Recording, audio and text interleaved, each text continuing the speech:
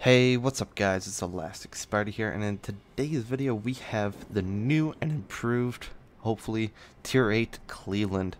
Now this ship, as of patch 0.75, I want to say, got moved up to Tier 8. And now the Cleveland was a monster at Tier 6, and in this video we'll see if it still kind of is a monster even at Tier 8 with some slight upgrades. Now, the Cleveland, since it got moved, did gain some nice things. It gained access to the concealment module. And it also, since now it is considered a light cruiser, it gets the benefit of having both radar, defensive fire, and hydro all in separate slots, which is quite interesting. It makes this ship a very powerful ship for just division combat, as well as just general countering of pretty much any adversary. If you've got a cruiser in smoke or destroyer in smoke, you can counter him. If you got carriers coming at you, you can counter him. If you got torpedoes inbound, you can counter it with your hydro. The only thing it doesn't really have is a nice protection against battleships, and of course, still at Tier 8 you don't get a heal yet, so you'll have to wait for Tier 9 with his Seattle to get access to that heal. So, but other than that, it's pretty much battleships are your enemies. Everything else is just meh. So with that being said, I pretty much run a pretty standard build on the Cleveland. Main armaments mod 1, then add any additional slot if you have like hydro or maybe defensive fire. I'm sure that would work. I just have propulsion, then AA range. Of course, it's a Cleveland, U.S. cruiser, light cruiser, gotta have that AA range. Then I actually go with propulsion, which is somewhat interesting. I believe the rudder shift is good enough. It's at 7.2 with the current build. 7.2 is more than adequate for a cruiser. A light cruiser, it could be debatable whether you want steering gears or not, but I feel that myself sticking closer to islands is a little bit more. I end up doing that a little bit more than just open water kiting, so I feel like the propulsion kind of helps to propel me forward quickly, when there's battleships shooting at me, especially when you can go up to Tier 10 battleships. It kind of helps me evade some of those shots. Now here at Missouri is, well, somewhat broadside, and I'm going to start pumping some AP into him. Not too good on the first salvo, but I'm going to switch to HE and start pounding this Fletcher. Hydro's going. I think that's why he's spotted. He might also be fucking shooting and only 4.4 kilometers away from me. But either way, he's dead. Didn't really shoot him too much, but we're going to start focusing this Missouri. So and then obviously I've got the concealment module. Now in terms of captain skills, well, as you can kind of see with these HE salvos, well, it's somewhat apparent that I'm running IFHE, at least not that time. But certainly priority target, then adrenaline rush, then superintendent, just get some more consumables. Then I go with concealment expert, and here's where the Cleveland is actually quite costly, and even just the American light cruisers in general. It's costly because if you want to get good HE pen, at least on the Cleveland, you're going to need to run IFHE. Now, of course, that does limit your fire chance a little bit, but at the end of the day, you're also sacrificing some of your AA, and since I don't have a high enough captain yet, I do not have AFT, so that is something that you could kind of switch around with. If you don't mind the HE pen being lower, then you could certainly get AFT instead. However, I think that IFHE, at least right now with the amount of captain points I have, it's pretty necessary for IFHE. And so yeah, the Cleveland doesn't have the worst range, 15.6. I mean, I play Reload Des Moines, so I don't have a problem, but these arcs are feeling even worse than Des Moines right now.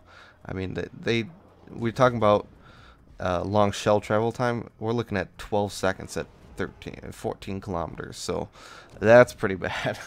I mean, like, that's just awful. So hitting stuff at long range is obviously going to be a problem, and that's kind of why I've somewhat adopted this playstyle of sitting closer to islands than I usually prefer, especially since you don't have adequate concealment. Yet you do get 9.1, which is decent. Your radar goes out to 9 kilometers, but even then, still shooting at something 9 kilometers away, you do still have a long travel time for your shells and stuff like that. So, the Cleveland, it's not my favorite tier 8 ship as of right now. It just doesn't feel good. Like, I would almost rather play a Hipper, or even I'd much rather play an Edinburgh. Just, you know, even a radar Edinburgh. You know, just for comparison's sake, I feel like Edinburgh would maybe do a little bit better. Of course, it doesn't have the good fire chance and just HE in general that the Cleveland had, but again, torpedoes can kind of make up for that. So I know I want to say that you should probably kind of chill, take it, relax your gameplay in the Cleveland, because if you push up too aggressively, you're gonna get deleted. And a couple times where I've played the Cleveland, I've gotten punished really hard, and interestingly enough, I didn't take much damage here. I thought I would actually take a lot more damage, but I knew that there I had to turn out. There's no way I was going into, you know, pretty much a full fleet of enemies. I get that monarch there, which is nice, but always try and be the second person. Don't be that first person, because especially in a light cruiser, you don't want to be the first person to be spotted. If you're the first person to be spotted, you're guaranteed to go back to your port very, very quickly. So that's probably the biggest advice for playing the Cleveland, is kind of sit behind people. Don't sit too far. Well, obviously you can't sit too far back, because then you won't be able to farm any damage.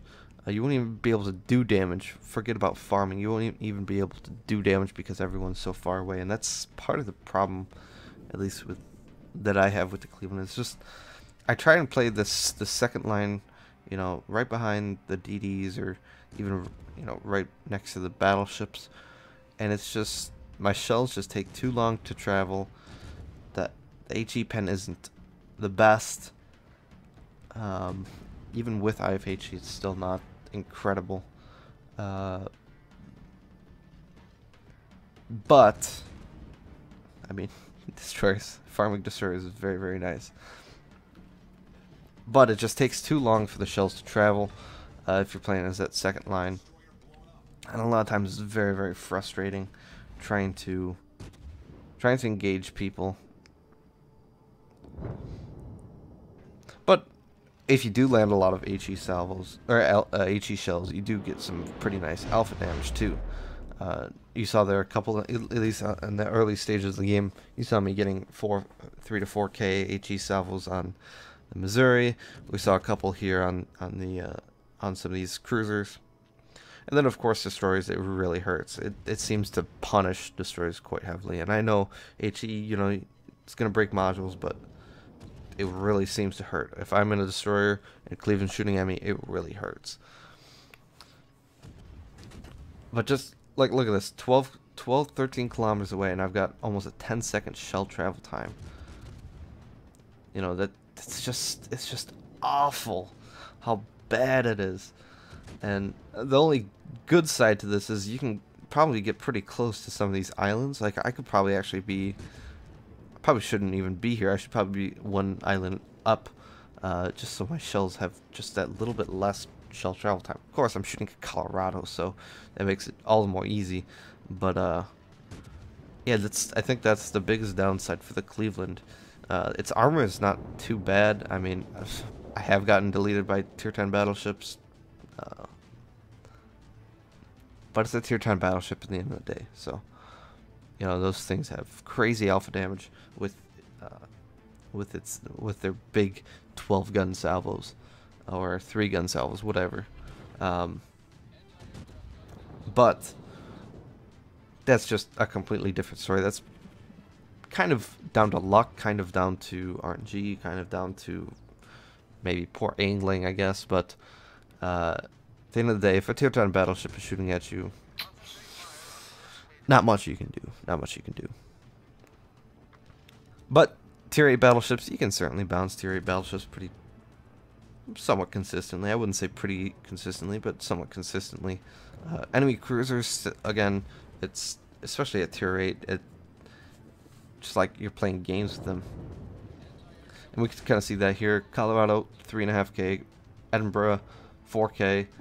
AP goes out, nice Citadel, and then the battleship deletes him. So this guy, I believe, burned his damage control. Now I'm going to start farming some AP.